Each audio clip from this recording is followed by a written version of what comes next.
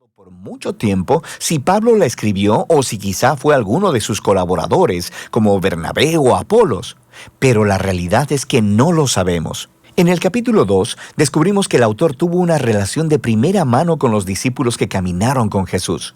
Así que sabemos que esta carta está anclada en la enseñanza de los apóstoles. Tampoco sabemos cuál era la audiencia de esta carta, ni siquiera dónde vivían.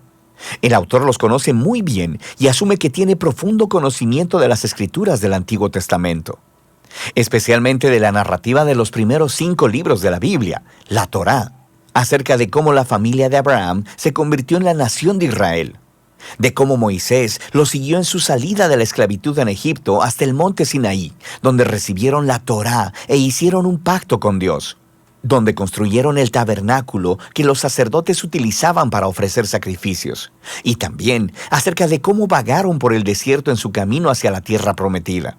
El autor simplemente espera que los lectores conozcan todos los detalles de estas historias, así que lo más probable es que la audiencia esté compuesta de judíos cristianos, y de ahí viene el nombre de la carta. El capítulo 10 nos da pistas que indican que esta comunidad de iglesia estaba enfrentando persecución y hasta prisiones por su asociación con Jesús. Algunos en la comunidad estaban alejándose de Jesús y abandonando la fe por completo, y eso explica el propósito y la estructura de esta carta. Primero tenemos una breve introducción, seguida de 4 secciones donde el autor compara y contrasta a Jesús con personas y eventos claves de la historia de Israel.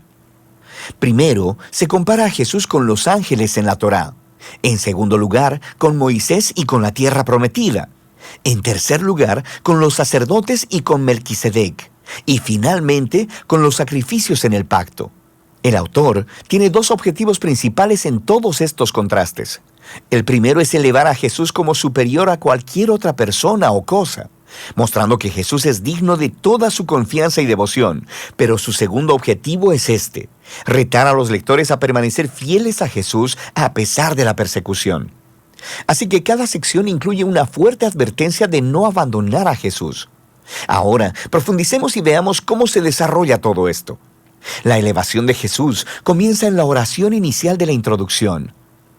Dios, que muchas veces y de varias maneras habló a nuestros antepasados en otras épocas por medio de los profetas, en estos días finales nos ha hablado por medio de su Hijo. De manera que el autor está diciendo que Jesús es superior a todas las otras maneras previas en las que Dios se reveló a Israel. Luego, hace la sorprendente declaración que Jesús es el resplandor de la gloria de Dios y la imagen exacta de la naturaleza de Dios.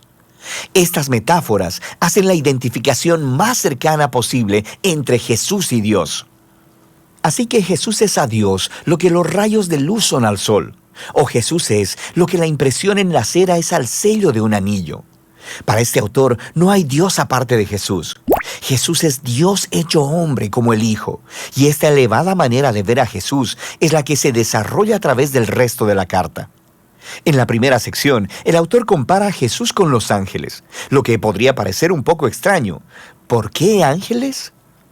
En la tradición judía se enseñaba, basado en Deuteronomio 33:2, que la Torá y las palabras de Dios fueron entregadas a Moisés en el monte Sinaí a través de ángeles. Así que al decir que Jesús es superior a los ángeles, el autor está declarando que Jesús y su mensaje de buenas nuevas son superiores a todos los mensajeros anteriores de la palabra de Dios. De manera que la primera advertencia fluye de este mismo punto.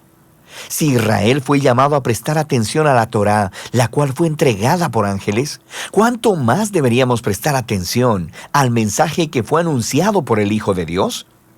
Y no solo eso, debido a la condición de superioridad de Jesús con respecto a los ángeles, cuán asombroso es que Él entregara ese estado tan alto para convertirse en hombre, morir y sufrir.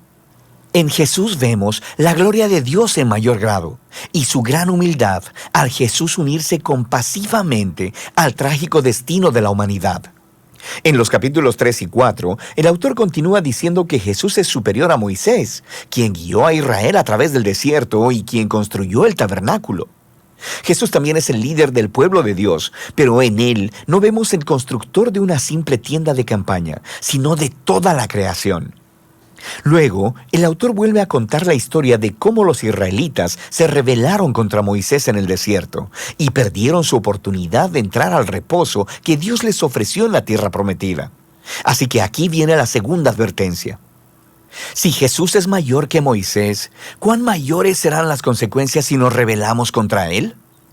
Nosotros también estamos en una clase de desierto donde tenemos que confiar en Dios para el descanso futuro en la nueva creación de Dios. Así que asegurémonos de no rebelarnos, como lo hizo Israel en el desierto, y perdamos la generosa oferta de Dios para entrar en su nueva creación. En los capítulos del 5 al 7, el autor compara a Jesús con los sacerdotes que vienen del linaje de Aarón. Su rol era representar a Israel delante de Dios y ofrecer sacrificios que expiaran o cubrieran los pecados del pueblo. Pero él señala que los sacerdotes eran ellos mismos personas imperfectas, así que debían ofrecer sacrificios constantemente por sus propios pecados, así como por los pecados de todos los demás. Algo más era necesario, así que él declara que Jesús es ese algo más. Jesús es el sacerdote definitivo, pero Jesús no vino del linaje de Aarón. Jesús era un sacerdote según el orden de Melquisedec, ese sacerdote y rey misterioso de la antigua Jerusalén, quien aparece en las historias de la vida de Abraham. También encontramos en el Salmo 110 que el rey mesiánico del linaje de David sería un sacerdote según el orden de Melquisedec. Así que el punto del autor es que Jesús es el rey sacerdote definitivo. Él es moralmente perfecto, está eternamente disponible para su pueblo.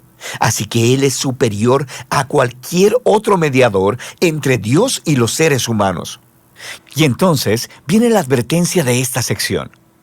Rechazar a Jesús es rechazar a tu mejor y única oportunidad de estar completamente reconciliado con Dios. Así que no hagas eso. Lo que nos lleva a la última comparación en los capítulos del 8 al 10. El autor nos muestra cómo la muerte de Jesús en la cruz fue el sacrificio definitivo, superior a todos los sacrificios de animales que se ofrecían en el templo. Esos sacrificios debían ser ofrecidos constantemente, tanto cada día como anualmente en el día de la expiación. Jesús ofreció su vida una vez y para siempre, y eso fue suficiente para cubrir los pecados de todo el mundo. Así que el autor advierte a la audiencia sobre alejarse de Jesús. Es como darle la espalda a la oferta generosa del perdón de Dios. ¿Por qué harías eso? Nos dice que el sacrificio de Jesús es permanente y es el fundamento del nuevo pacto del que hablaron los profetas, donde todos los pecados son perdonados. Así que ahora que el autor ha elevado a Jesús por medio de todos estos contrastes, esta sección final es un gran reto a seguir a Jesús. Piensa en el gran panorama. En Jesús han encontrado la palabra misma de Dios. En Jesús tienen esperanza para estar en la nueva creación. Jesús es su eterno sacerdote. Él es el sacrificio perfecto. Así que ahora ellos deben seguir a todos los grandes modelos de la fe que se encuentran en la historia de las Escrituras y deben permanecer fieles a Jesús, confiando que a pesar de cualquier dificultad y persecución, Dios no abandonará a su pueblo. Ese es el flujo de pensamiento básico a través de la carta, la cual al final el autor dice que es una breve palabra de exhortación. Aquí hay algunos otros consejos para leer esta carta. Cuando el autor cite de las Escrituras del Antiguo Testamento, lo cual sucede en casi todas las oraciones, detente y busca las referencias y lee la cita en su contexto original. Y a veces te confundirás, pero en la mayoría de las veces podrás ver conexiones geniales que de otra manera nunca hubieras notado, así que vale la pena el esfuerzo. También deberías saber que estos pasajes de advertencia te pondrán incómodo, y ese es el punto. No están ahí para asustarte, están ahí para mostrarte que rechazar a Jesús es tonto, porque Él es asombroso. Estas advertencias sirven al propósito principal de la carta.